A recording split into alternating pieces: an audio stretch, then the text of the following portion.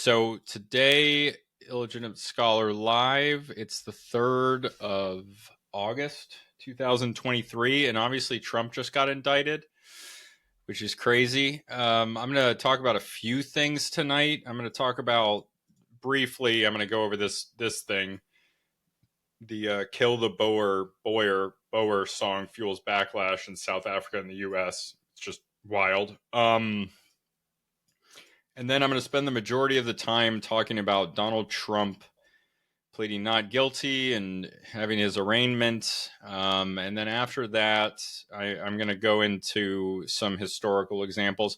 I'm going to keep doing some current events, but I'm going to try to concentrate more on the historical and cultural aspect of this stuff. But that being said, we're going to talk about this here, the Kill the Boer song. You guys probably heard about this. This was in South Africa.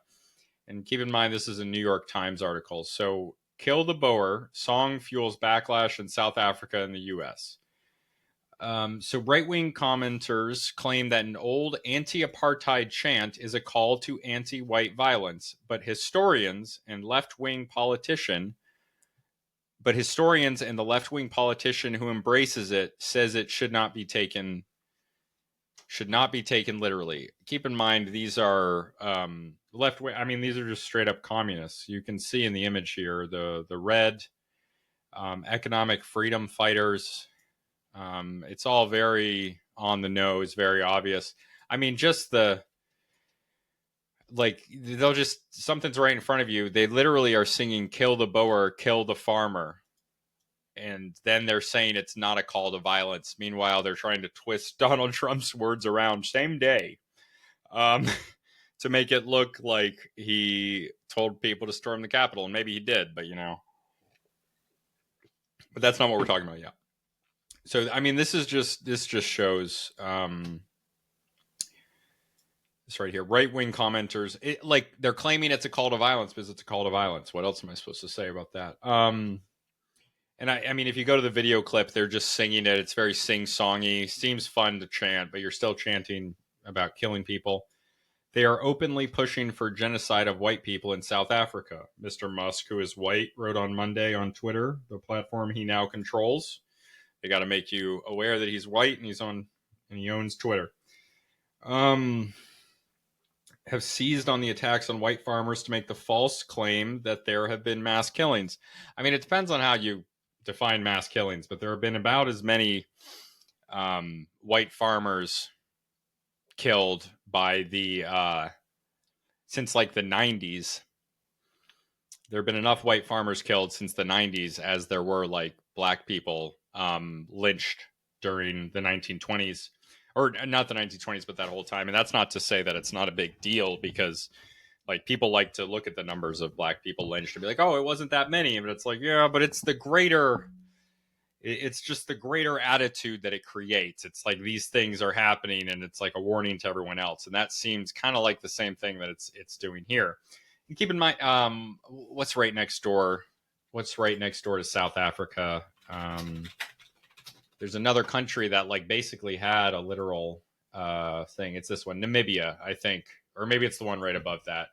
But like there have been these things. What was it? Tanzania. Somebody's got to know in the comments. Like, what was it? Tanzania or whatever? Zimbabwe. Got rid of the white farmers. Didn't work out for them. There were a lot of killings predating that. It's just, you guys know what I'm saying here. Despite the words, the song should not be taken as a literal call to violence. They're saying kill people. It's about killing people. But it's been around for decades, I guess. But it's been around for decades. This guy, the guy that's leading this organization now, the Liberation Party that has governed South Africa since the beginning of multiracial democracy. So when apartheid ended, these people that have been running the government, they distanced themselves from the song, and they also expelled the guy who's leading this more extreme element. So like there's always clues in the articles about what's really going on. I mean, I'm not saying that there's like white genocide in the US, but I'm saying that like there's at least some of it going on in South Africa. If it were happening in the reverse, they would be talking about it a completely different way. And I think it's it's worth it to get familiar with the ways that they being mainstream media and really any media twist stories and plays with words. I mean, it's wild to me that they can really unironically write in this article that they're singing about killing people, and then they're arguing to you that it's not about killing people.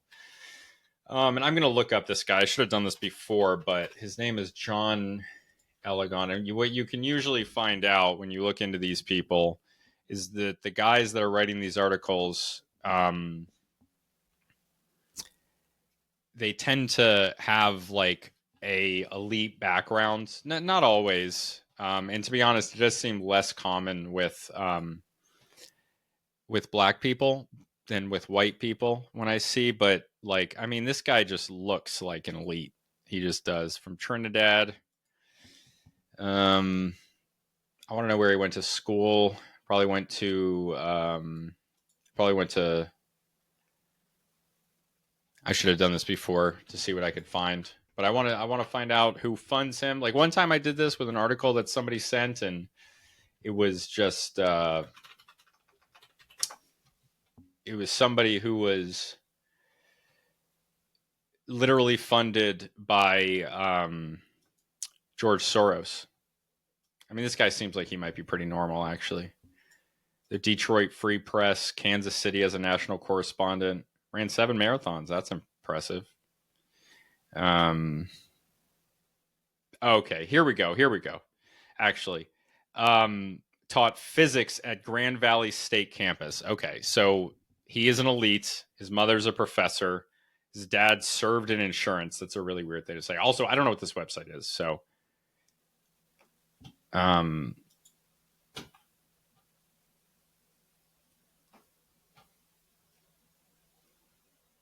whatever. Move on from that. But yeah, point is elites. Okay. Ridiculous.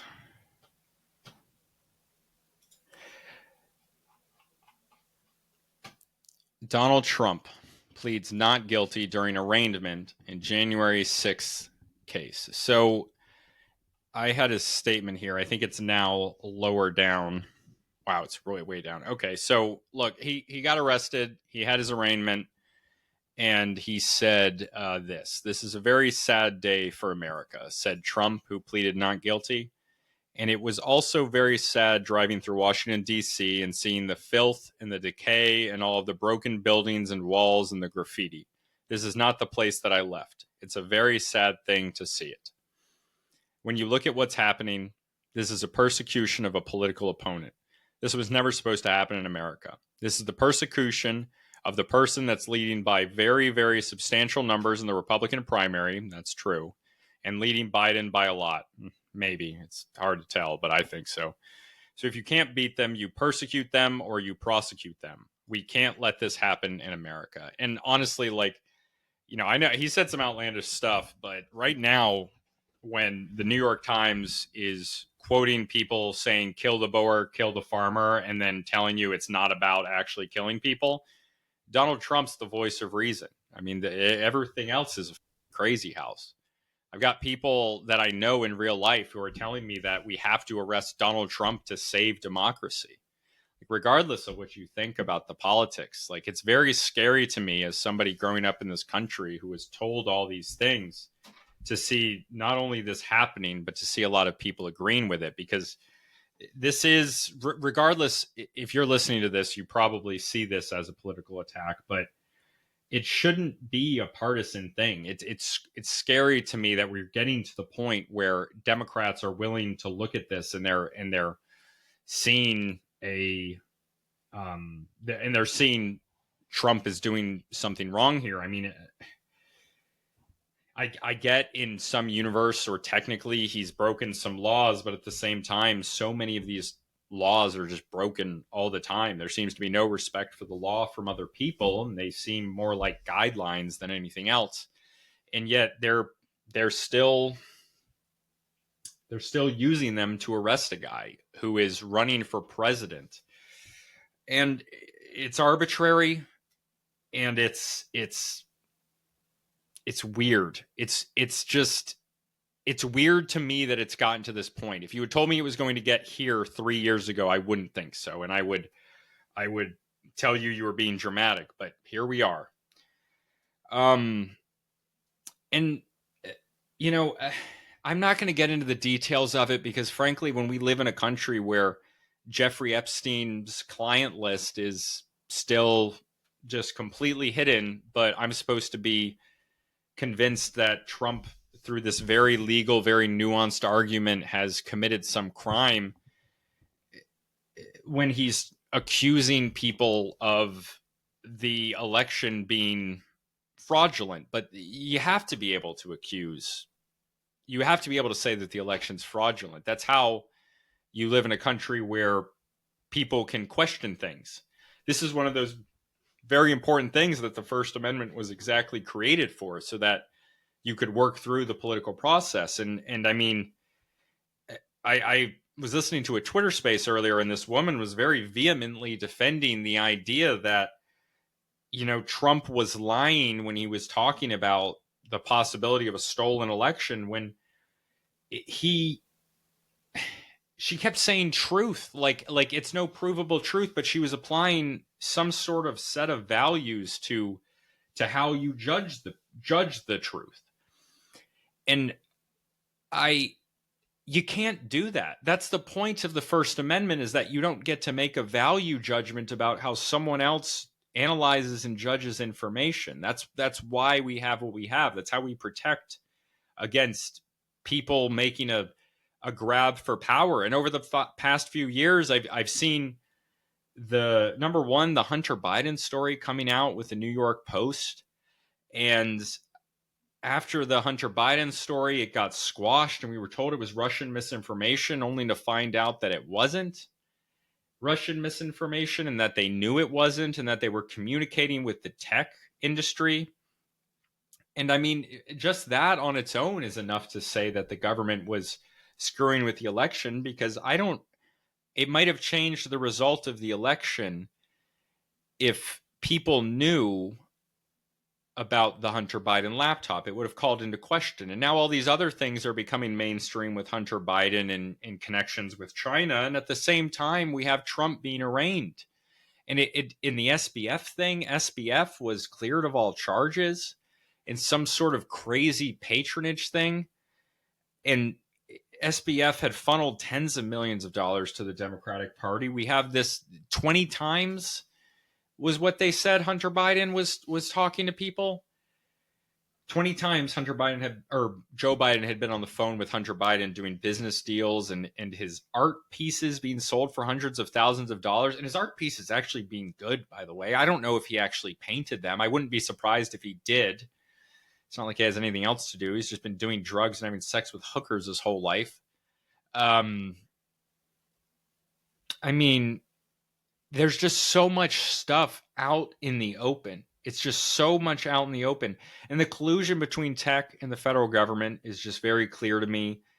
And the Twitter files as well that were dropped. And they screwed with the election based on those things. They changed the rules of the election to allow mail-in ballots, and these changes benefited them, and that should be something that people are skeptical about at the very least. But I try to have this conversation with people who identify as Democrats, and they don't want to have it. And then they're the ones who are saying that Donald Trump's disrespecting our institutions. And look, I've never really been that big of a fan of the Republicans either. It's just that the Republicans are so whatever right now. They're almost nothing. They don't even seem to be fighting back against the Democrats. That, like, it's I don't even think they're worth talking about, because the Democrats just seem to be doing whatever they want, and at the very best, the Republicans are just complicit in it.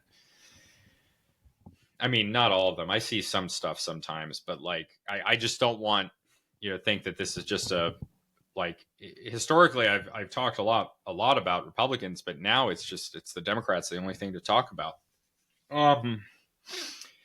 So the talks of court packing as well, they don't say court packing, obviously, but it's effectively what it is when they're talking about adding to the Supreme Court. There's no functional reason to add to the Supreme Court. Supreme Court of 7 or 9 do we have? No, it's 9. It's if it's 15, it's not better. It's okay to have 9, and they're trying to. They haven't been talking about it much recently, but good lord, it's something that FDR did, the Democratic fascist, as explained by the grand fascist himself, Mussolini.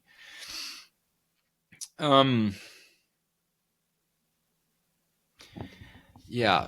Anyone have anything to say on that? I'm just gonna check one of these comments.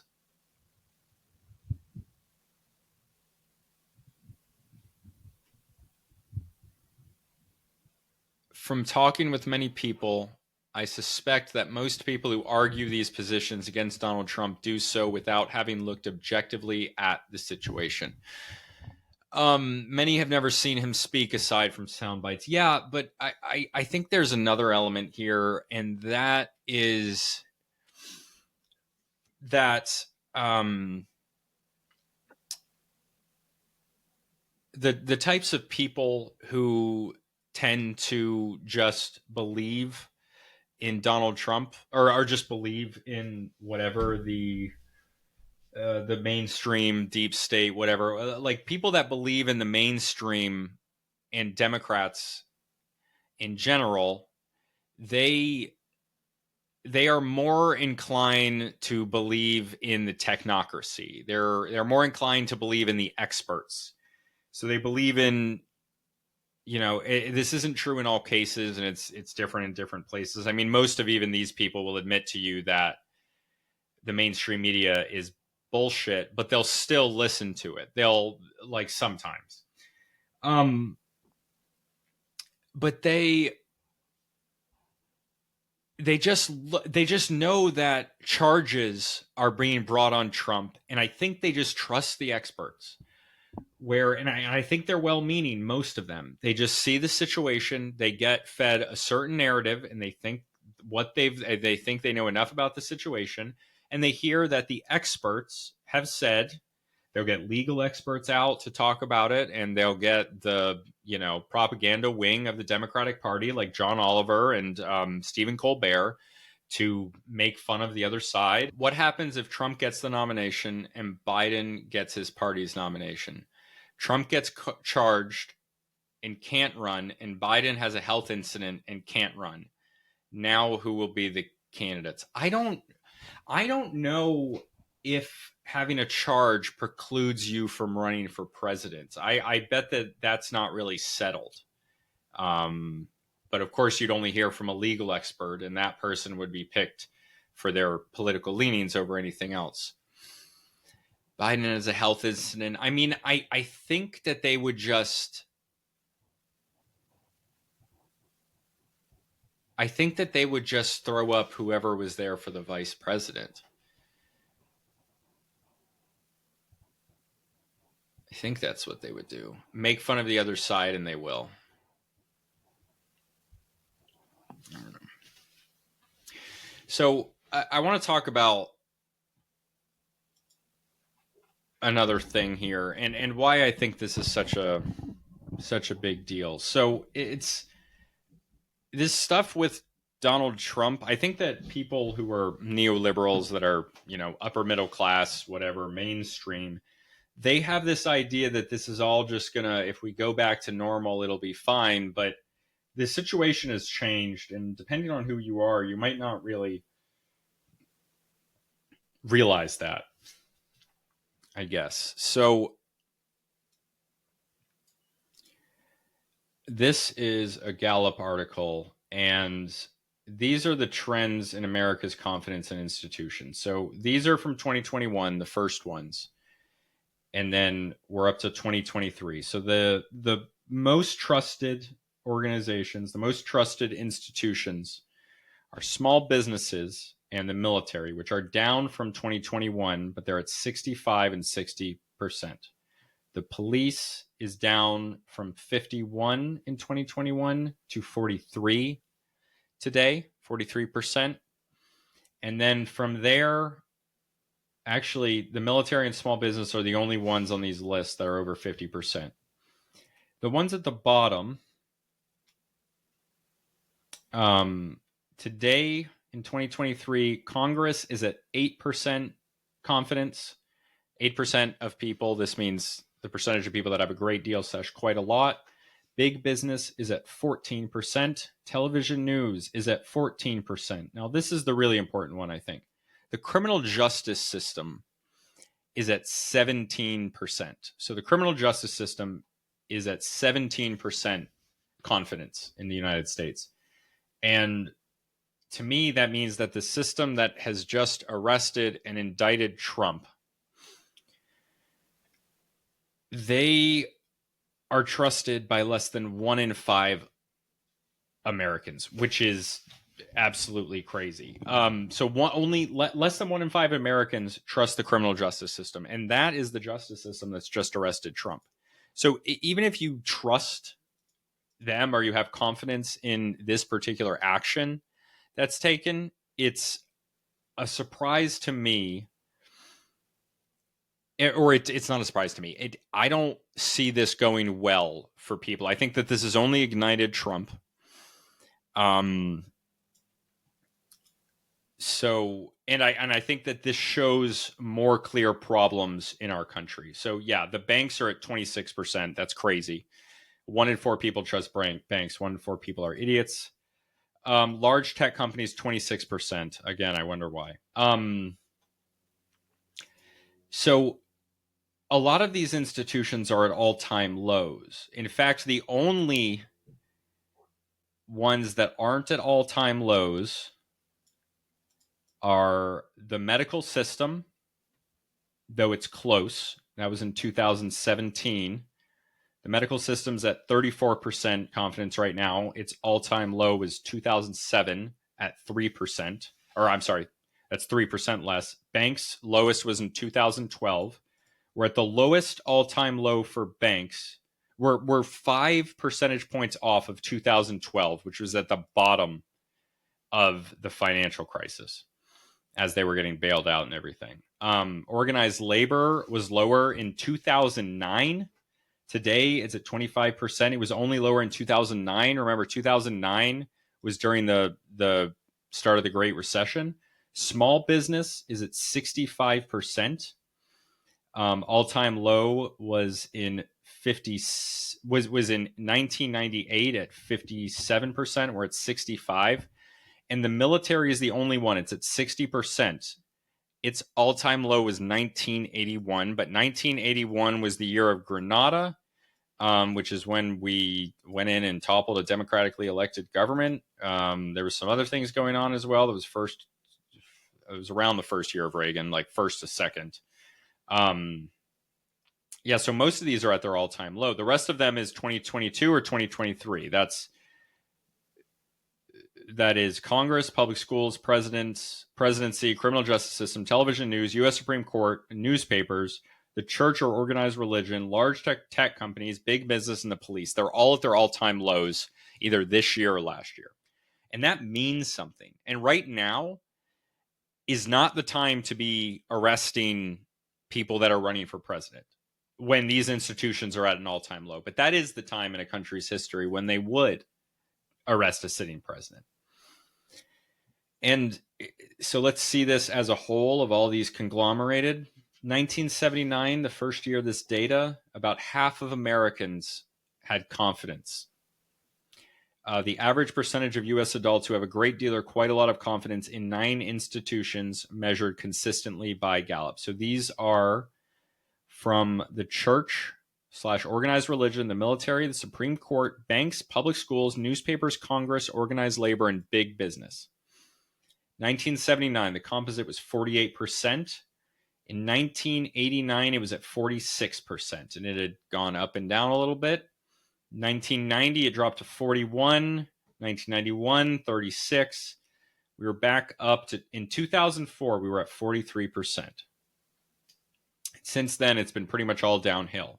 In fact, what I see here is that the only time it really actually went up was during Trump's presidency, because it was in 2005, it was at 39%, 2006, 38, 2007, 33, 2008, 32, 2009, 34. We don't get back to 34, which we get in 2009 until 2017. And then in 2020, it's 36. And then it's dropped steadily since then to 26. It's lowest ever. This is the worst year for trust ever. Absolutely ever. So right now is the time in American history since 1979, since they've been taking this data. I wish we had it going back to 1776, but this is the time when Americans have the least amount of confidence in these traditional 9 institutions. And some of them are more polarizing than others. I put the link to the article below, so you can check it out if you want to. God, this is a real depressing episode. That's all right though. That's all right. So the point is really that the trust in institutions is all the way down. People do not trust these institutions. These institutions are now the ones who are trying to do something that's never been done.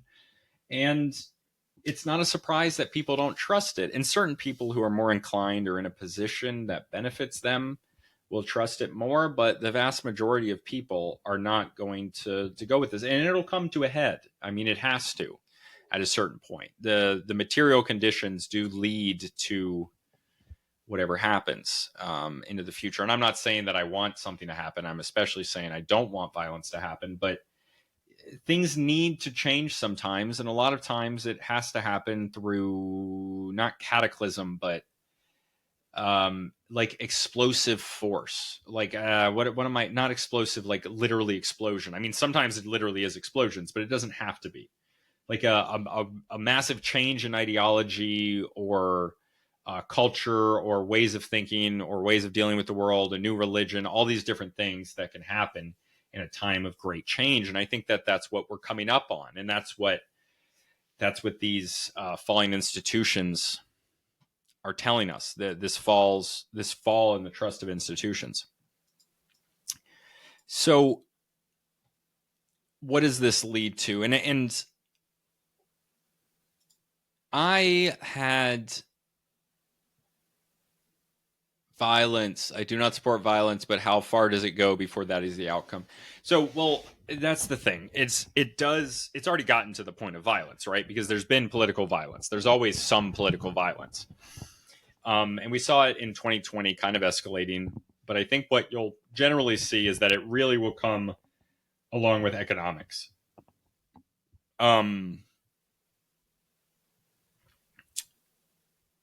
And I think we're kind of past the point of no return. So if you guys remember, a little while ago, I talked about a book I read by Peter Zehan called The End of the World is Just Beginning. And this guy is kind of a neocon guy. He's kind of the reason I liked his book is it's an attempt at explaining the United States and its history in a way that I hadn't thought about before. And it was a way that I thought was convincing. Not perfect, but convincing. And in the book basically explains these cycles. Wait, was that the right book? Is that Zehan's book? Oh my God, that wasn't Zehan's book. No, that was a different one. I read too much. I need to start doing this.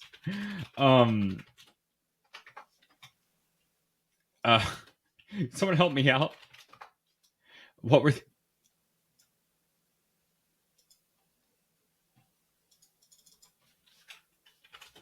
George Friedman. Oh my God, it's Friedman, obviously. What the heck was I thinking? The Storm Before the Calm is the one I was thinking of, not Peter Zehan. Yeah, so here.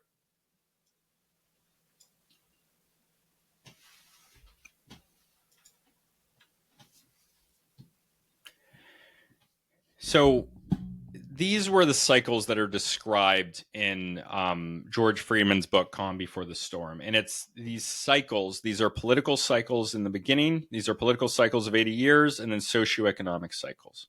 And the institutional cycles are these cycles of the underpinning institutions of the country. And it's basically the political... the underlying political elements. So 1787 to 1865, that's the old republic, right? And then after here, there's this very commonly talked about shift that happens as a result of the United States being forcibly kept together through violence. And that creates a much more centralized government.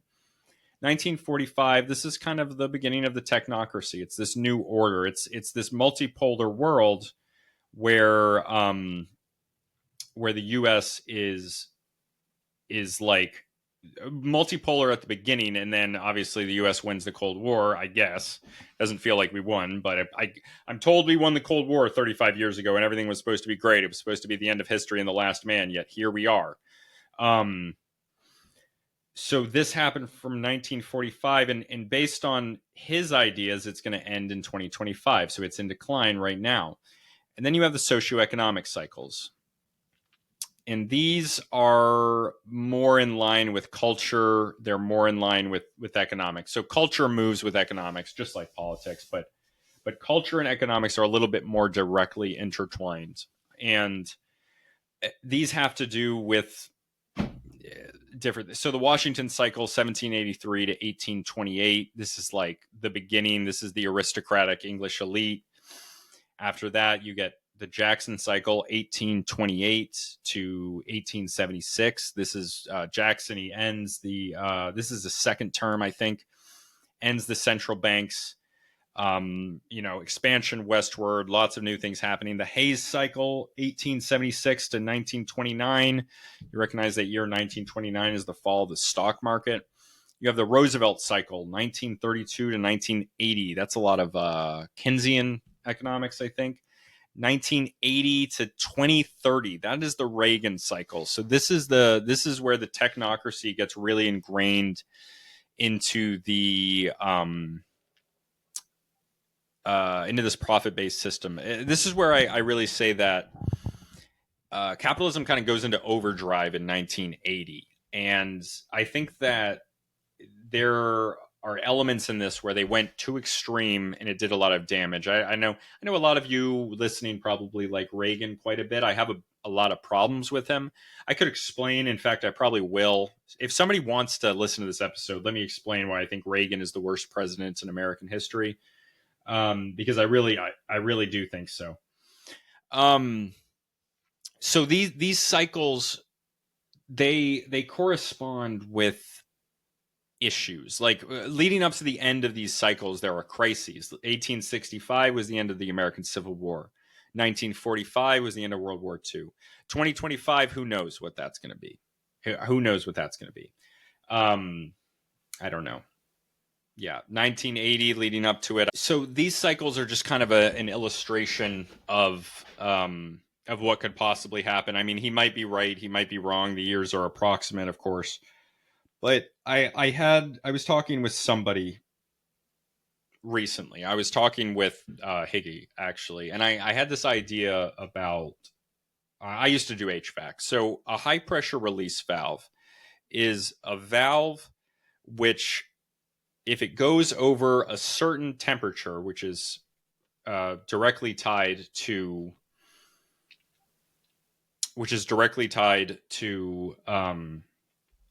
temperature. So temperature is directly tied to pressure. If it goes over a certain temperature, which means it's gone over a certain pressure, the valve will release pressure until it's down to a certain level. So if it reaches 200 degrees Fahrenheit, and that means that it has to release the pressure, it then won't release pressure until it's down to 180 or something like that, arbitrary numbers. But what I mean by that is in that it's very literal, but in a lot of ways in human politics, there is a tendency to overcorrect. So I think right now we've seen an overcorrection, or at least entrenched power that's doing things that doesn't make any sense. There's kind of two things there. People are doing things that make sense for another time. Like indicting Trump would make sense in the politics of the 80s or 90s. It doesn't make sense in 2023 because Trump is what has come out of. Trump is the answer. Trump is what has come out of all these other issues that are happening. Everything else that's happening with Trump or everything else that's happening in our country, how we got Obama and he didn't change anything and everyone's lives actually got worse. It's Trump is the natural response to that. And when they just want to arrest Trump, it's fighting a symptom instead of a cause of people's real problems, because they can arrest Trump all they want. They're just making everything worse, because the reason Trump is there and is popular is because people appeal to him. And I don't understand, or he appeals to people. Yeah, he appeals to people. And I don't understand why more people don't ask why Trump is so appealing even still today. And I don't know why people aren't more worried about this. So I thought I had my thoughts on this better organized, so I'm sorry. I'm trying to get them in here. But China, if you guys heard me talk about China, which is if you listen to that long episode I did on biting the bullet, it was about 2.5 hours. I talked a lot about Chinese history. I talked about very briefly talked about like pre-ancient China. Talked about the Qing dynasty, and the Qing dynasty started in like 221 BC, and Qing, or the Qin dynasty. Qin Shi Huangdi was the founder of this dynasty, and he's still revered as the father of China today. It's where China gets its name from. But then we went through the history of all these different dynasties and all these different breaking apart and coming back together. Thanks, Craig. I appreciate that. And in the 19th century, there were these things happening in China that were a response to a bunch of different factors. And China was fine on its own in the 19th century. Essentially, it had reached a point where it was just existing. One of the points I make when I do this episode is that they had burned their entire fleet. They had the largest fleet in the world, and they destroyed it. And they had done that like 200 years before. They were just chilling as the Middle Kingdom. But what happened is the situation changed because Europeans came, and Europeans brought new European technology and methods. And they started giving opium to the Chinese masses. They started selling opium. And the Chinese government did not want them to do this because it was upsetting the gentle balance that they had created over all this time. They really had created something good. But unfortunately, this thing that they had was not equipped to deal with this new situation. And unlike the Japanese, the Chinese, they clung to the old ways in a lot of ways. They clung to the old ways, whereas the Japanese modernized immediately. Now, Japan has their own problems. I'm not saying that China should have modernized immediately and went, full crazy Nazi like the Japanese did, but they probably should have modernized a little faster. But it is what it is. This is an element of Chinese culture. And so when these cracks get revealed in the foundation of China, when the opium wars get won by the British, the first opium war, the British win, and the Chinese are forced to accept terms, it creates cracks in the Chinese government, in the emperor. It creates cracks in the legitimacy, so that people don't really trust the empire to be able to provide for them, to be able to protect them. And it turned out that they couldn't. And the idea that people thought that they couldn't just made it worse. It made them even less capable of defending against them. And, things got bad in China, and tens of millions of people died in these multiple rebellions where people were trying to, come up with something new. The Taiping Heavenly Kingdom.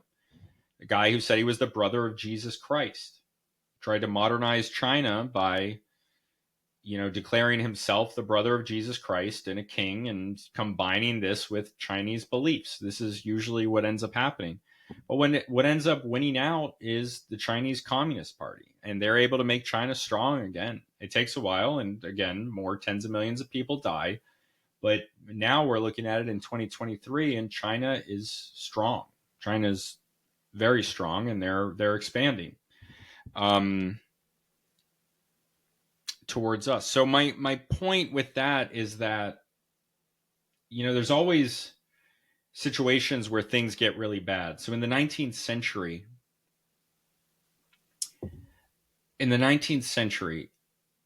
when the Chinese were like, oh my God, it's just the end of the world. This situation is so bad. It ended up, that situation of how bad it was is what led to the new situation that ended up working for everybody. And that is communism, it's Maoism. So maybe it's not great, but it's not like people were really doing well in China before. Like they were called coolies. That used to be a real term. It's like a racial slur now, but coolies in the historical sense was a class of people who were freed slaves from China. China freed their slaves in like the 19th century. There's a lot of people, not a lot of human rights in China historically. It's not like the emperors. It's not like the emperors and everything in the 19th century was a deviation from a norm. So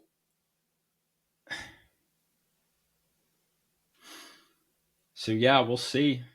Maybe something new is going to happen. Maybe we'll get something better out of this. I mean, the thing is, like with what I said about the high pressure release valve, things are bad. Like they're things, people think things are bad, right? So, I meant to go into these. My bad. So these institutions, this isn't normal. Okay, all these all-time lows in institutions, the collective hive mind of people, these things come to a head eventually. They're not going to allow this to go on forever. It's the trend is down. So unless something happens, the trend will continue to go down. It could limp on for a while, but something is going to change. And then it'll be obvious that it was going to. But we just need something to happen, and hopefully the changes happen without too much violence. They tend not to happen with violence in the US. I mean, we did have that one time where like 1.5 million people died, but that was one time and it was like 150 years ago. So it should be okay. Anyway, I know this is probably shortest one we've done, but I'm going to get off here. Unless anybody's got any questions in the chat. And I will come out with something more for the anthropology of religion on Monday.